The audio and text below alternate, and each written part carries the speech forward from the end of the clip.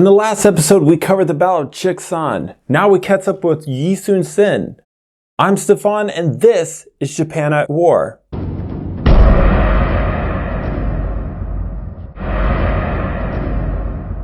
The not yet Naval Commander Joseon was about halfway through his tour of the coastal defenses when a messenger from the capital with a written imperial order reappointing him as the Supreme Naval Commander.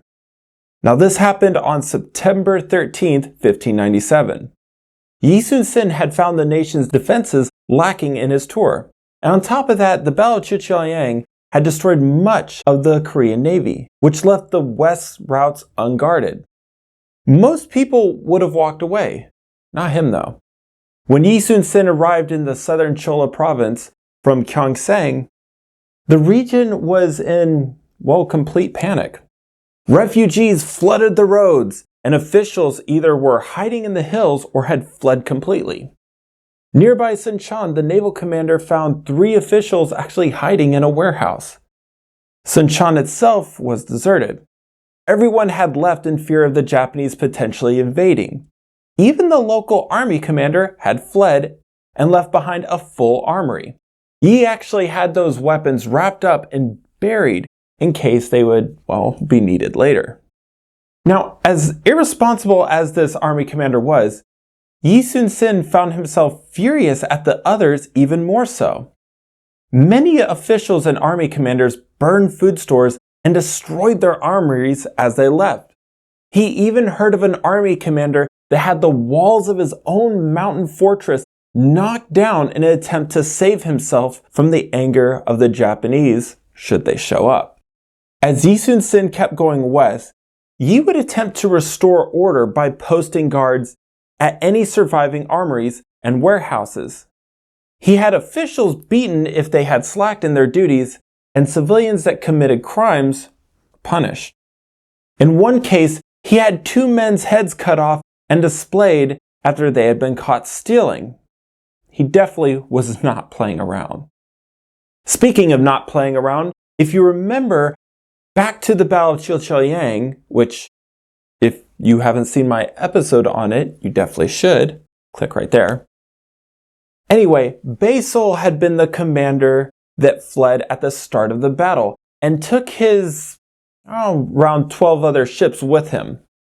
Well, Joseon arranged to meet with the man to take command of the ships. On November 28th, Yi arrived at the port of Horyangpo at the southwestern corner of Korea.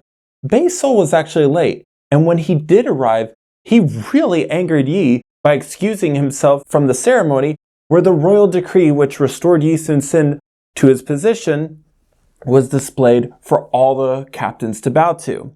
Now, Joseon couldn't directly punish Bae-sol due to his position as the Gyeongsang commander. So, Yi resorted to indirect punishment. One of Bae's officers were tied up and was beaten in Bae's place.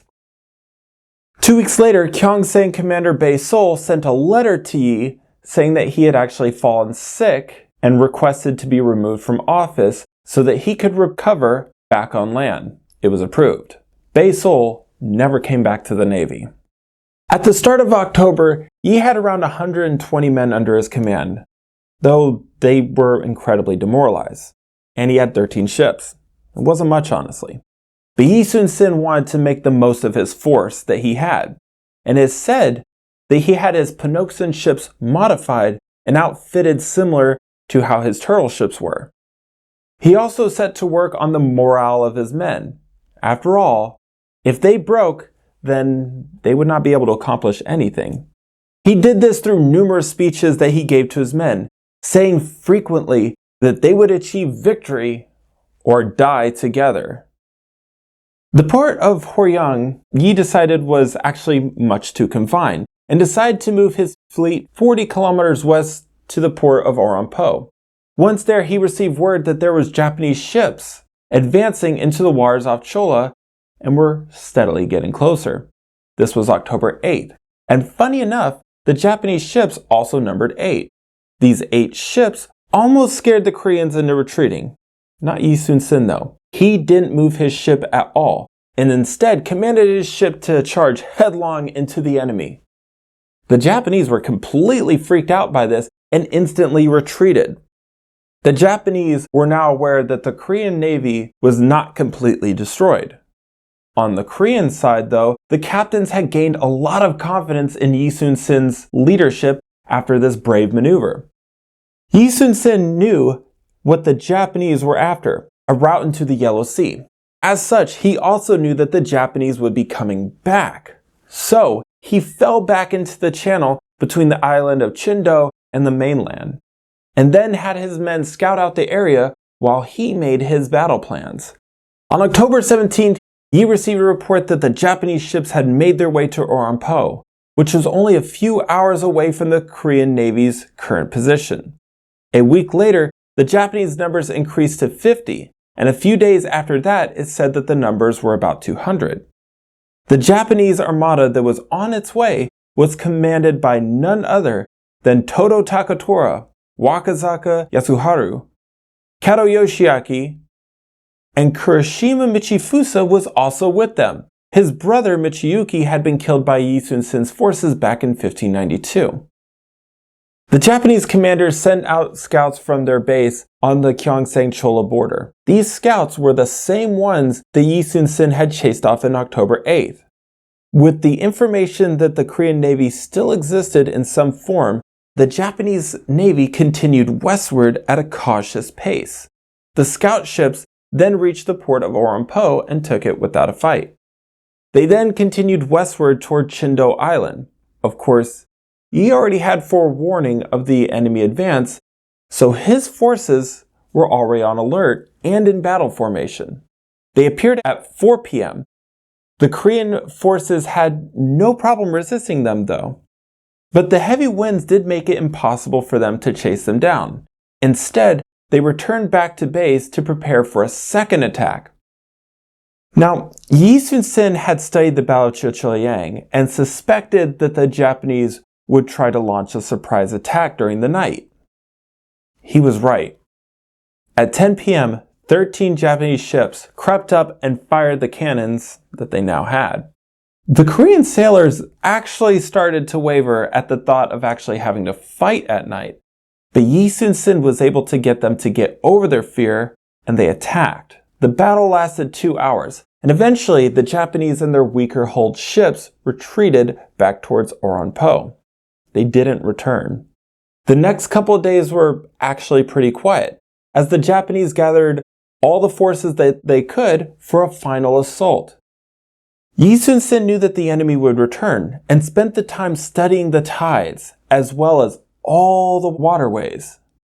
Myeongnyang Channel caught his interest the most for two big reasons. The opening was narrow, only about 250 meters across, which meant that the Japanese ships would not be able to approach in formation and would have to send small groups instead of coming in all at once.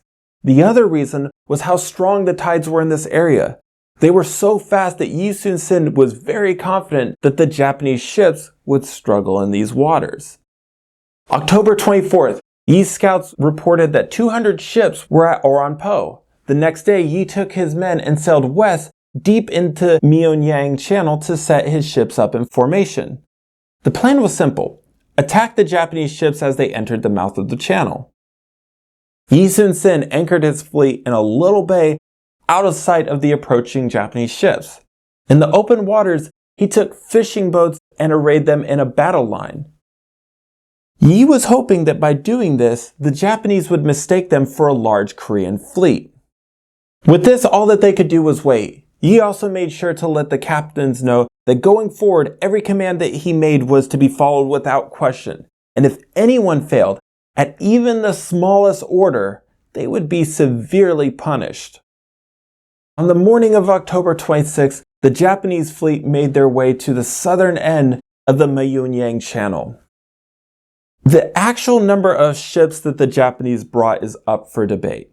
Yi Sun-sin counted 200. His nephew made claims of greater than 300. It's hard to say, but either way, there was a massive size difference between the two fleets.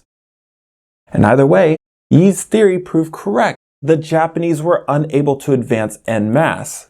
Instead, they were forced to divide themselves into separate groups and then sail into the channel. When the first group reached the end of the channel and into calmer waters, Yi Sun-sin orders his fleet from the hidden bay, and they started blasting away at the lead Japanese ship with all their cannons and fire arrows. The Korean Navy had never faced a more terrifying situation as they were now in. 13 ships against the much larger Japanese Navy? It would have been more than understandable had the sailors panicked and completely abandoned the fight. Yi Sun-sin, though, would be incredibly proud of his men, as they charged the enemy without any concern for their lives. Their ships slammed into the weaker Japanese hulls. Then the Koreans peppered them with fire arrows, setting many of the ships on fire. The Japanese flagship was soon identified, and cannon and fire arrows were focused on it. Soon, it was ablaze and taking on water. On Yi Sun-sin's flagship, a Japanese man who defected to the Korean side noticed a familiar man's corpse floating in the water and yelled out that the dead man was a Japanese commander.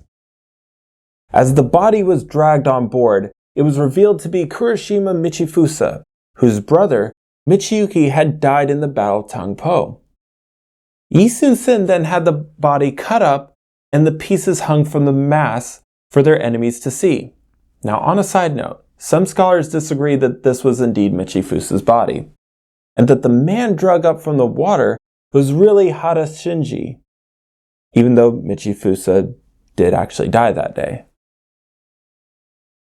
The Japanese tried numerous times to push the Koreans from the openings, but failed each time to do so. Things then even got worse for the Japanese as the tide started to change. The Japanese ships struggled and failed to fight these currents. Yi Sun-sin and his men were incredibly encouraged by how well things were going, and used the tides to help propel their ships and then attacked.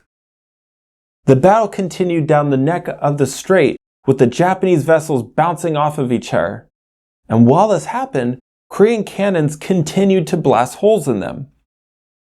When the Japanese reached open waters, 31 of their ships had been lost, while others were badly damaged. And with that, they fell back to Angulpo and then back to Busan. This ended the Japanese push into the Yellow Sea. And this is also where I will leave you. A brilliant victory for Yi Sun-sin. Now, if you haven't already, slash that like button, and I'll see you next time.